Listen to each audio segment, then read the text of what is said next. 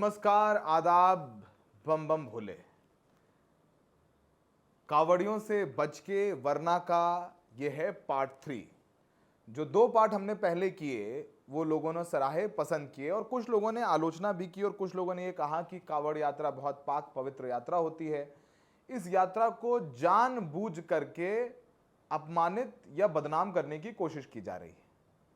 अब वो इशारा किसकी तरफ है नहीं पता, शायद इशारा वो हम पर है, पर हम पर इशारा हो, लेकिन जो जमीन पर तोड़ फोड़ कर रहे हैं, मारपीट कर रहे हैं, सड़क को अपनी व्यक्तिगत प्रॉपर्टी समझकर कानून की धज्जियां उड़ा रहे हैं, अगर हम उन पर बात ना करें तो कहीं ना कहीं वो पत्रकारिता धर्म से थोड़ा किनारे हटना हो जाएगा। और हमने फिर हमेशा बोला है कि हम सारे कावड़ियों पर सवाल नहीं उठा रहे हैं। हजारों कावड़िए हैं जो नंगे पैर कई किलो का, 50 किलो, 100 किलो, 150 किलो के कावड़ उठा करके अपने कंधे पर ला करके भक्तिपूर्ण तरीके से हरिद्वार से गंगा जल लेकर के आते हैं। लेकिन इसमें कोई शक नहीं है कि बहुत सारे हजारों कावड़िए उपद्रव करने के सिवा इस कावड़ यात्रा में कुछ नहीं करते हैं आज। और मैं ये बात भी कहना चाहता हूं कि लोग कहते हैं कि आप कावड़ यात्रा की अच्छी बात दिखाइए। अरे भाई, देश भर में धार्मिक यात्राएं होती हैं, पूरे भारत में धार्मिक यात्राएं होती हैं। क्या कहीं देखा है आपने कि कई सौ किलोमीटर पर ऐसा उपद्रव हो जाए कि गुठली फेंकने पर अगर पेट्रोल पंप वाला रोके तो उसकी खोपड़ी फाड़ दी जाए, गाड़ी टच हो जाए तो गाड़ी तोड़ दी जाए, कोई डंडा दिखा दे तो उसकी हड्डी पसली तोड़ दी जाए, अगर ढाबे में प्याज दिख जाए तो उस ढाबे को तोड़ दिया जाए? क्या कहीं ऐसा किसी धार्मिक यात्रा में होता है? सोचिए, फर्ज करिए एक मुसलमान धार्मिक यात्रा में अगर ऐसा कुछ हो जाए तो इतने बुलडोजर चले उत्तर प्रदेश में जिसकी कोई था नहीं है। तो वही मैं कह रहा हूं कि अगर आप रोज ऑफिस जाते हैं तो कोई खबर नहीं बनती है, लेकिन तब खबर बनती है जब आपके दफ्तर से 20 लोगों को अचानक निकाल दिया जाता है। सामान्य बातों की रिपोर्टिंग नहीं होती, असामान्य बातों की रिपोर्टिंग होती है। मोनोलॉग नहीं दे रहा हूं, लेकिन अपना पक्ष साफ करना बहुत जरूरी है। तो आज हमारे द रेड माइक के कावड़ियों से बच के वरना पार्ट 3 में हम आपको 3 किस्से बताएंगे, 3 कहानियां बताएंगे और उसके अलावा एक वरिष्ठ पत्रकार हैं, उनसे भी आपको मुखातिब करवाएंगे और बताएंगे कि कावड़ यात्रा कब से शुरू हुई। लोगों ने बोला है कि बहुत सदियों से चली आ रही कावड़ यात्रा इस स्केल की, ऐसा नहीं है। तो हम लोग एक वरिष्ठ पत्रकार हैं, मेरठ में रहते हैं, हरि जोशी नाम है उनका, कई जगह संपादक रहे, उनसे भी हम आपकी बात कराएंगे। लेकिन पहले जरा आपको कहानियां बताते हैं। ये पहली कहानी गाजियाबाद से कहानी है। एक साहब जा रहे थे अपनी सफेद बढ़िया हैचबैक कार में और वो कार किसी कावड़े से टकरा गई। आरोप वही कि कावड़ खंडित हो गई। अब ये तस्वीरें देखिए और आप खुद जज करिए कि ये सामान्य है या असामान्य। उस गाड़ी को तोड़ दिया जाता है और ये तस्वीरें शनिवार की हैं। गाड़ी को तोड़ दिया जाता है और तोड़ने पर ही नहीं रुकते हैं, गाड़ी को पलट दिया जाता है, चकनाचूर कर दिया जाता है। और इस वीडियो में जितने कावड़ी उस गाड़ी को तोड़ रहे हैं, क्या उनके खिलाफ एफआईआर होगी? अगर होगी तो क्या ये आइडेंटिफाई करके गिरफ्तार होंगे? अगर नहीं होंगे तो क्या ये कानून व्यवस्था का मजाक उड़ाना नहीं हुआ? अगर कोर्ट में, सुप्रीम कोर्ट में उत्तर प्रदेश सरकार ये कहती है कि अगर तख्तियां, नेम प्लेट नहीं लगाई गई तो कानून व्यवस्था की स्थिति उत्पन्न हो जाती है, तो यहां कौन सी तख्ती, गाड़ी, ये कौन सी कानून, ये कानून व्यवस्था की स्थिति उत्पन्न नहीं हुई? क्या कावड़ियों को फ्री हैंड है?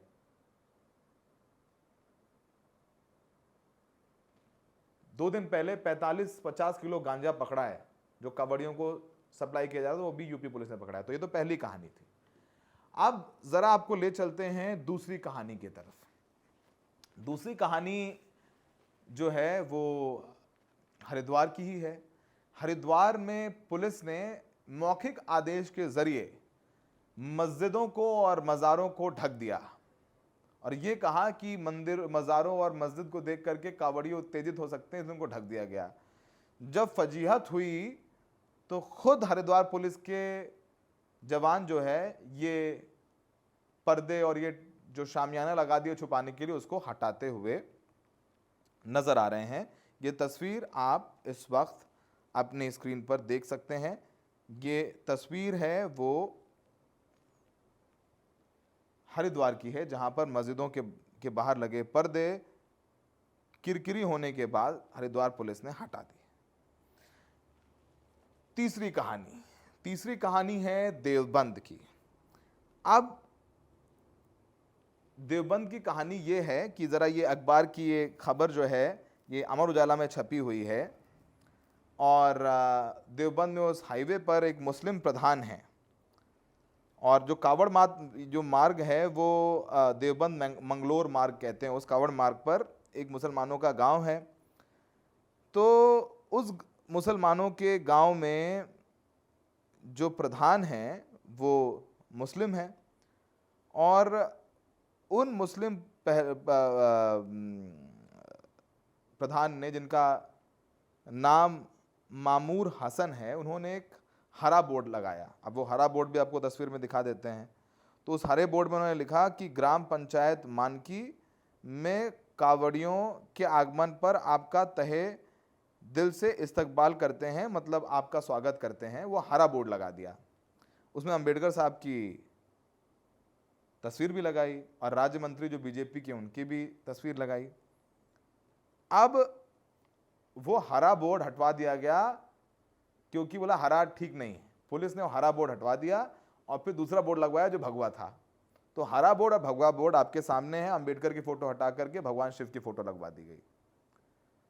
तो उत्तर प्रदेश पुलिस खाना रंग सब में तय कर रही है। तो ये तीसरी कहानी है जो आपके स्क्रीन पर हम दिखा रहे हैं।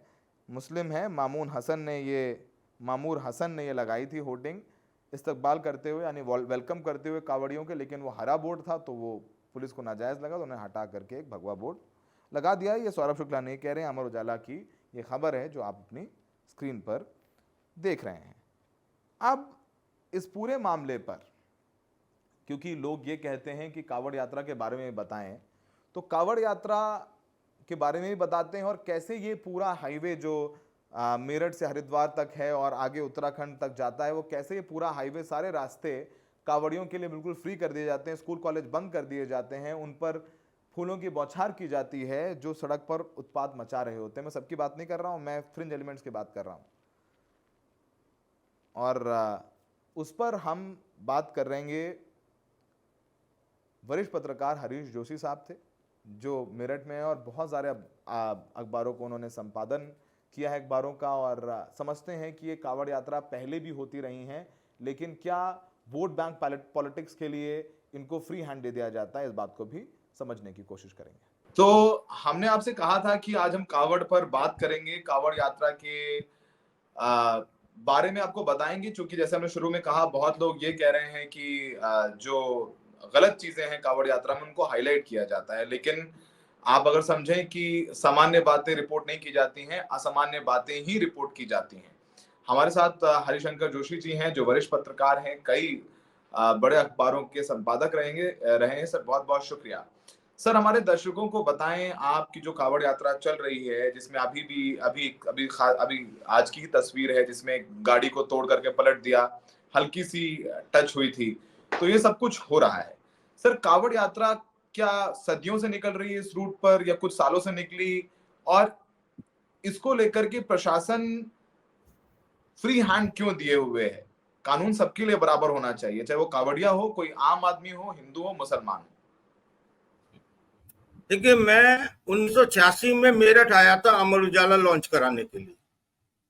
तो उससे पहले मैंने कावड़ यात्रा नहीं देखी थी, और मुझे लेकिन उसके बारे में ये मालूम है कि बहुत कुछ लोग जाया करते थे और वो श्रद्धा पूर्वक लेकर आ जाया करते, लेकिन बहुत ज्यादा सैलाब नहीं होता था। 87 में मेरठ में दंगे हुए जी, और 1987 के मेरठ दंगों के बाद वहां पर वो दंगे सबसे लंबे समय तक चले। 1987 के ये दंगा शुरू हुआ था जनता वर्सेस पुलिस, लेकिन ये दंगा जो है ये फिर फैलता चला गया और इसकी रेंज बहुत वाइड हो गई। पहले गांव में दंगे नहीं होते थे, शहरों में ही दंगे होते थे। इसकी कुछ लपटें गांव तक गई लेकिन वहां पर कोई असर हुआ नहीं। इसी दौरान मलियाना कांड हुआ और इसी दौरान हाशिमपुरा कांड हुआ। इन दोनों कांड को मैंने कवरेज किया था। मलियाना पहुंचने वाला मैं पहला अकेला पत्रकार था और हाशिमपुरा में मेरे कान के बराबर से गोली निकली थी, तो मैं कितना नजदीक था इससे समझा जा सकता है। मैं युवा था और निडर भी था, निडर तो आज भी हूं। तो सौरभ जी, नहीं, आपको देखकर आजकल मुझे बड़ी खुशी होती है जिस तरह से आप रिपोर्टिंग कर रहे हैं और बहुत अच्छा मतलब फील्ड में रहकर काम कर रहे हैं। आजकल ज्यादातर लोग कमरों में बैठकर रिपोर्टिंग करते हैं। तो खैर मैं संदर्भ पर वापस आता हूं, ये चर्चा फिर कभी। सौरभ जी, ऐसा हुआ कि इस दंगे के दौरान एक सकौती जगह है मेरठ में जो मुजफ्फरनगर मेरठ का बॉर्डर है। सकौती रेलवे फाटक हुआ करता था, वहां अब फ्लाईओवर बन गया है। उस रेलवे फाटक के पास कांवड़ यात्रा चल रही थी और कुछ कांवड़ियों को वहां पर निकल रहे थे। तो वहां पर यह हुआ कि कांवड़ियों के वेश में, कांवड़िये नहीं थे वो, क्योंकि मैं उस जगह पर मौजूद था जी। वो कुछ और तत्व थे जो आए, उनके हाथ में त्रिशूल थे। वहां पर उन्होंने बस को रोकी, जो लोग जा रहे थे, बस निकल रही थी, उनको रोका, यात्रियों को उतारा और उनको आइडेंटिफाई करने के बाद में उनको वहीं पर जलाया, उन्हें मारा और जला दिया। ये कांवड़ का पहला इंसिडेंट था और वो कांवड़ियों के वेश में आए थे। तो ये बहुत ऐसी घटना थी जिसको एक यहाँ के दो ही अखबार हुआ करते थे प्रमुख, एक अमर उजाला, एक जागरण। सिर्फ अमर उजाला ने छापा था, दूसरे अखबार ने ये खबर नहीं छपी, जिस पर बाद में 2 रिपोर्टर सस्पेंड और टर्मिनेट हुए थे। उन्होंने ये कहा कि अरे बंधु, ये ठीक है, जो भी उन्होंने सांप्रदायिक बात की और सांप्रदायिक सोच के तहत वो खबर नहीं छापी। हालांकि जागरण जो है वो मतलब कमोबेश उसी विचारधारा का है, लेकिन फिर भी चूंकि बड़ी घटना थी और इससे उनके सर्कुलेशन पर असर पड़ता था और कोई व्यापारिक असर पड़े तो फिर आदमी को कार्रवाई भी करनी पड़ती है, तो उन्होंने उन 2 रिपोर्टर्स को हटा दिया था। उनमें चीफ रिपोर्टर भी था। उन्हें ये जानकारी नहीं थी कि मैं भी उसी स्पॉट पर मौजूद हूं। तो ये घटना मैंने देखी और हमारे साथ में अमर उजाला के न्यूज एडिटर थे श्याम अंजान, तो उन्होंने बाकायदा मतलब क्या करते हो तुम, रोकने के लिए वो बाहर जीप में से निकले। हम लोग जीप में थे, तो मैंने उन्हें मुंह बंद करके अंदर ले लिया। मैंने कहा रुक जाओ। और उसके बाद मेरे दाढ़ी हुआ करती थी और अच्छी खासी दाढ़ी हुआ करती थी, तो मुझे अपने को भी चेक कराना पड़ा, आइडेंटिफाई कराना पड़ा और कि मैं हिंदू है या मुसलमान है, हिंदू हूं या मुसलमान। तो ये 1987 में दंगों में पहली बार मतलब मैंने ये देखा और मैं बहुत कई रात तक सो नहीं सका इस घटना को देखने के बाद। हम लोगों ने बैनर लगाया था।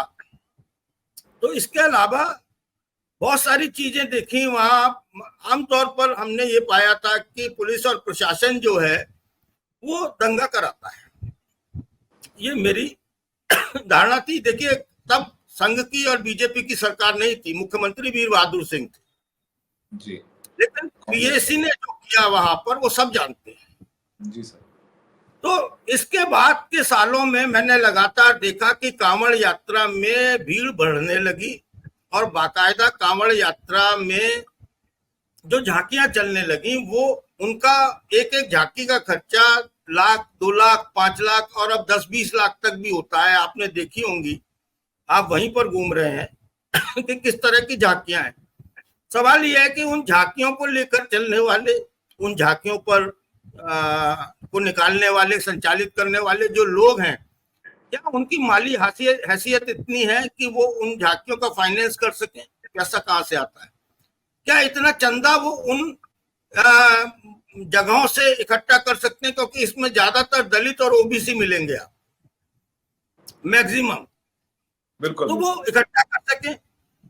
फिर मैंने जब पता करने की कोशिश की तो पता चला कि ये चंदे का धंधा भी है इसमें। इसमें जगह जगह शिविर लगते हैं, हर 10 कदम पर खाने पीने का शिविर लगता है। एक एक शिविर में लाखों रुपया खर्च होता है।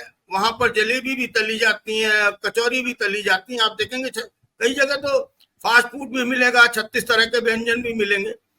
और इसी तरह जो झांकियां चलती हैं उनमें डीजे, जनरेटर और इतनी साज सज्जा और इतने लोग एक साथ चलते हैं। ये वस्तुतः क्या है कि ये कहीं ना कहीं से धार्मिक भावनाओं को उफान देने के लिए, उस ज्वार को बढ़ाने के लिए पीछे से कोई शक्ति ऐसी है जो इनको फाइनेंस करती है। और बहुत सिस्टमेटिक होता है और बहुत इसका कोई हिसाब किताब तो होता नहीं है। तो ये संख्या लगातार जब मुफ्त खाने को, पिकनिक, सैर सपाटा मिलने लगा तो श्रद्धालुओं की जगह बहुत सारे एलिमेंट्स भी इसमें जाने लगे। इसमें आज की तारीख में क्या है कि श्रद्धालु जो हैं उनकी संख्या तो कम है, लेकिन उद्दंडों की संख्या ज्यादा है।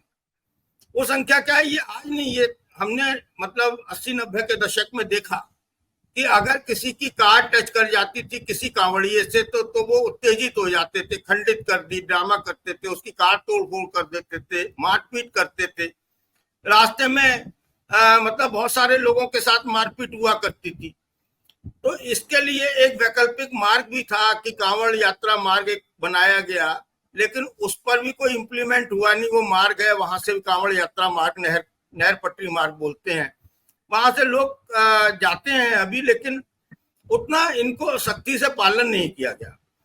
जब सूबे का मुख्यमंत्री ये कहेगा कि डीजे नहीं बजेंगे शंकर जी की बारात में, तो क्या शमशान में बजेंगे?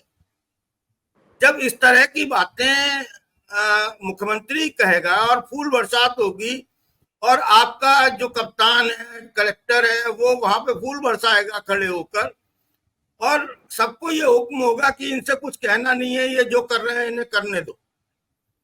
यानी कि यात्री को भी मालूम है और श्रद्धालु को, कथित श्रद्धालु को भी मालूम है कि मेरा इन 3-4 दिनों में, एक हफ्ते में बाल बांका नहीं होना है। मैं निडर हूं, मुझे अवैधान मिला हुआ है और बस मुझे एक मेरे ड्रेस कोड पहननी है, गमछा डालना है, कंधे पे कावड़ रखनी है। अब ये जो अभी नेम प्लेट का मसला उठा जी, ये बहुत देखिए दुर्भाग्यपूर्ण है। दुर्भाग्यपूर्ण इसलिए है कि आज तक भी मैंने गांव में जाता हूं तो बहुत सारे मुसलमान मुझसे कहते हैं कि साहब राम राम जी, और हमारे यहाँ भी ईद की राम राम, भाई कैसे हो भाई राम राम। तो ये हिंदू और मुसलमान दोनों ईद की राम राम भी बोलते हैं, मुबारक भी देते हैं, गले भी मिलते हैं, खैर मकदम भी करते हैं, लेकिन उनमें एक था। लेकिन ये 1987 के बाद और उससे पहले मुरादाबाद के दंगों में, मैं बदायूं के दंगे भी कवर कर रहा था, वहां भी देखा, अलीगढ़ के दंगे मैंने कवर किए, मैंने वहां भी देखा। तो ये सारा जो सिस्टमेटिक चला दंगों का, उससे जो धार्मिक ध्रुवीकरण होना शुरू हुआ, वो उसके पीछे बहुत सारी छोटी छोटी वजह हैं। उसकी एक छोटी सी वजह कांवड़ यात्रा भी है, वो भी इसमें एक सहायक का काम करती है। तो ये सारी चीजें सौरभ जी आप वहां पर हैं तो देख रहे हैं कि आज तक किसी को नेम प्लेट लगाने की जरूरत नहीं हुई। फल का क्या धर्म होता है आप बताइए, केले का क्या धर्म है, मौसमी का क्या धर्म है? और हमारे शास्त्रों में, हमारे पुराणों में लिखा हुआ है कि फलों पर कोई भी शुद्धता अशुद्धता का विचार नहीं माना जाता है। ज्यादातर यहाँ पर आम के बाग हैं वो मुस्लिमों के हैं या वो गुजरों के या ब्राह्मणों के या त्यागियों के हैं, तो उनको ठेके पर मुस्लिमों ने ले रखा है। फ्रूट मंडी में ज्यादातर आड़तीय जो हैं, थोक विक्रेता, वो मुस्लिम है। तो ये मतलब पूरा की पूरा ये जिस तरीके से पंप किया जाता है, प्रायोजित किया जाता है, उकसाया जाता है, और उसमें कुछ ऐसे तत्व घुसेड़े जाते हैं जो इस तरीके का काम करें। हरिशंकर जी, एक और सवाल है। आपने बहुत विस्तार से बताया कांवड़ियों के इतिहास के बारे में, लेकिन जब से, जैसा आपने कहा कि योगी सरकार, योगी जी ये कहते हैं कि अगर शिव बारात में डीजे नहीं बजेगा तो शमशान में बजेगा। अभी उत्तराखंड में एक दरोगा ने रोका डीजे बजाने से, ट्रैफिक जाम हो रहा था, उसको पीट दिया गया। तो ये जो मार पिटाई की जो आम घटनाएं चल रही हैं, इसमें मुकदमे होते हैं क्या? इसमें कांवड़ियों की गिरफ्तारी होती है या फिर नहीं, सब कुछ माफ है इनके लिए? नहीं नहीं, सब कुछ माफ है। कभी मैंने नहीं सुना कोई ऐसा मुकदमा हुआ हो या कुछ किसी कांवड़िए को सजा हुई हो। और मुकदमा अज्ञात के नाम लिखा जाता है, अगर लिखा भी जाता है, कोई फर्ज लिखी जाती है तो अज्ञात के नाम लिखा जाता है। अज्ञात बिल में अब वो बाद में उसमें एफआईआर लग जाती है, स्पंज कर दिया जाता है, क्योंकि सबको मालूम है नाम किसी का नहीं लिखना है। और सारा जो है वो वोट की वजह से ऐसा होता है। और ये वास्तव में बहुत दुर्भाग्यपूर्ण है। जो श्रद्धालु हैं वो निश्चित तौर पर उसमें कांवड़ यात्रा लेकर जाते हैं, लेकिन वो अलग से ही पहचाने जाते हैं, वो चुपचाप चलते हैं। आपने देखा होगा कि वो मतलब ना हिंदू होकर जाते हैं ना मुस्लिम होकर जाते हैं। और जितने लोग जाते हैं उन्हें धर्म का भी ज्ञान नहीं है, वो शंकर के बारे में भी नहीं जानते हैं, वो शिव के बारे में भी नहीं जानते हैं। ये दरअसल क्या है कि ये अशिक्षित लोग हैं, इनमें कुछ पढ़े लिखे अशिक्षित लोग भी हैं। तो बहुत सारे लोग जो है तफरी के लिए जाते हैं कि चलो यार पिकनिक हो जाएगी, घर पे बैठकर क्या करेंगे। अब बहुत सारे लोग इसलिए जाते हैं कि उनके घरों में चूल्हा नहीं जलता है, वहां माल व्यंजन खाने को मिलेंगे, चलो यार मतलब 5-6 दिन के भोजन की तो जुगाड़ हुई। सबके अलग अलग कॉज हैं। देखिए भक्ति कितने लोगों का कॉज है, भक्ति के लिए कितने लोग जाते हैं। ये मैं ये नहीं कह रहा कि नगण्य है, वो जाते हैं भक्ति के लिए, लेकिन ये जो कुंभ उमड़ता है, जो इतनी सारी भीड़ उमड़ती है, वो अलग अलग वजहों से वो भीड़ होती है। आज आप ये कांवड़ कैंप जो लग रहे हैं, शिविर जो लग रहे हैं जिनमें खान पान की व्यवस्था है, बंद करा दीजिए, अगले साल से ये संख्या चौथाई भी नहीं रहेगी। जी सर, बहुत बहुत शुक्रिया हरिशंकर जी, आपने बहुत विस्तार से समझाया हमारे दर्शकों को। उन्होंने 1987 से समझाया और आज तक की पूरी बात हुई कि सरकार कैसे फ्री हैंड देती है। जो ये तोड़ फोड़ या मारपीट कर रहे हैं, मुकदमा तो होता है पर अज्ञात के खिलाफ होता है, गिरफ्तारी और सजा नहीं होती है। और सोचिए अगर यही जुलूस निकल रहा हो, किसी और धर्म के लोग ऐसा करें तो फिर बुलडोजर कहाँ रुकने वाले होते हैं। हरिशंकर जी बहुत बहुत शुक्रिया हमें वक्त देने के लिए। बहुत शुक्रिया सर।